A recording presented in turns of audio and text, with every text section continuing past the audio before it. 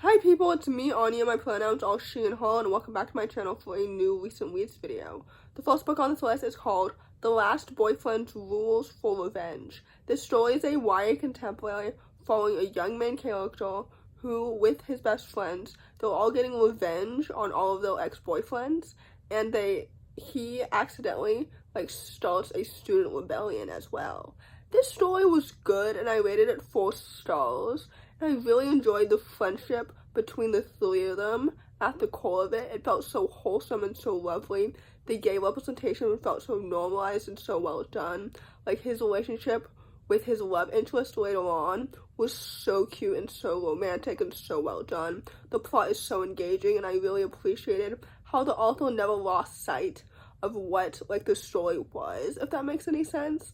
The whole revenge storyline, that was always there. However, for me, I was more interested in the student rebellion and that plot line instead, because personally, I don't really enjoy revenge storylines, and that's why I was really skeptical, actually, with this book, and I had really low expectations. But, overall, I really appreciated the characters. So, anyway, with that said, I would highly, highly recommend this book. The next book on this list is called The 7-Year Slip. This story is an adult sci-fi contemporary because it follows an adult, overworked book publicist who accidentally falls in love with her temporary roommate only to discover that he lives 7 years in the past. This book is absolutely so excellent and it's so well done. I loved the writing, I loved the characters, I loved the romance. The romance is so cute and it's so well done. I truly fell in love with them individually as well as together. Their chemistry is off the charts. It is so good. It takes the cake. It's absolutely so excellent. People have critiqued this book by saying that the romance happened too quickly, but besties, that's the point. This book is excellent. I truly loved it so much. It's so emotional. I loved her friendships. This book is excellent. It's so lyrical, it's so great, it's so good, it's so emotional. I was crying by the end of it. I loved it so much. The conversations surrounding time and the romance and grief were done so well. This book is totally worth all of its hype and so much more. I rated it 5 stars because I loved every single second of it. So with that said, I would definitely highly, highly recommend it. The next book on this list is called To a Darker Shore. This story is a YA fantasy following a young main character who goes through hell to save her best friend. I didn't like this book as much as I was really hoping to be completely honest with you, just because I believe it was on my April TBR, and I was so excited for it, and then I DNF'd it in April, and I kept trying to, give it a second chance because I was hoping it would still be really good, and maybe I just wasn't in the mood for it at the time in April, which tends to happen sometimes. However, with this book, I was just so disappointed for it. For example, first of all, the Goodreads synopsis implies that there's only going to be one character perspective, and there's actually 2, and in my opinion, the second character felt so unnecessary because he's so underdeveloped. Speaking of the romance, I didn't like it at all. I knew that it was going to happen, obviously, because typically, if there's not going to be a romance between the two narrators, it's usually stated explicitly prior to that.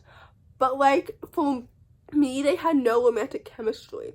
I enjoyed their best friendship, but I didn't love it. Also, I wish that I had been told this story was Dante-inspired, whatever that means, because then maybe I would have been prepared for how the pacing felt off.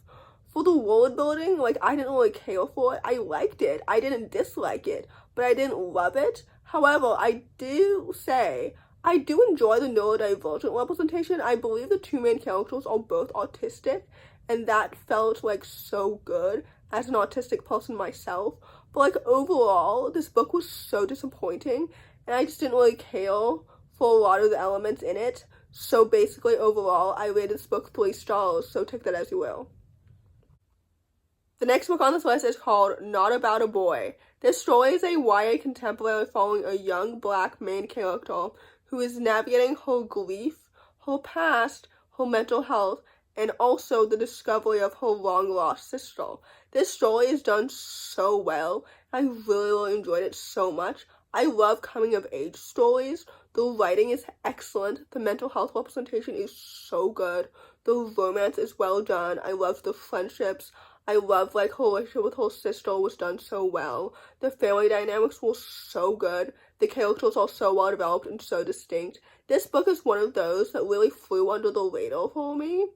And, like, I think I added it to my TBR on Goodreads, my want to read, like, ages ago, but mostly because I wanted to support, like, Black authors and Black YA stories, but I didn't really remember the synopsis or anything like that when the book actually came out.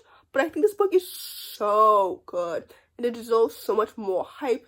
It's so underrated, the plot is so engaging, and it's so well paced.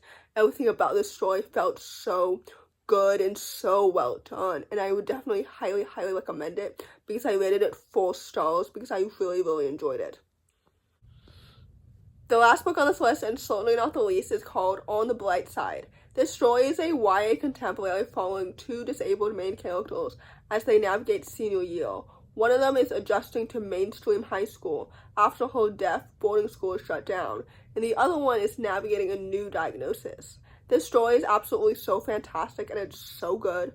First of all, the disability representation is absolutely so fantastic, and it's so awesome. I love the conversation surrounding, like, disability and taking pride in it, while also, like, mourning the loss of, like, how it disrupts your entire life, and the things that you miss from it, and the things that you're missing out on, and all of that together.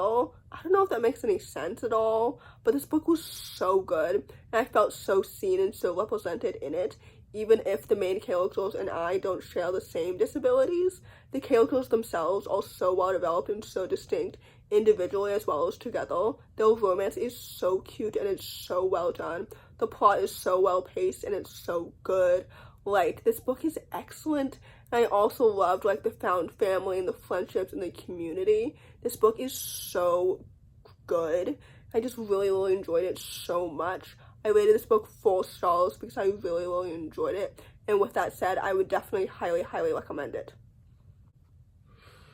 So, in conclusion, I'm very hesitant about saying that I'm back to regularly scheduled content since coming home from Ireland, since I will be going on vacation again very soon, if that makes any sense. But anyway, in conclusion, if you enjoyed this video, please don't hesitate to give it a big thumbs up. Comment down below the piano emoji if you made it all the way to the end of the video. Thanks for watching, subscribe to my channel if you're new, and I'll see you in my next video. Bye!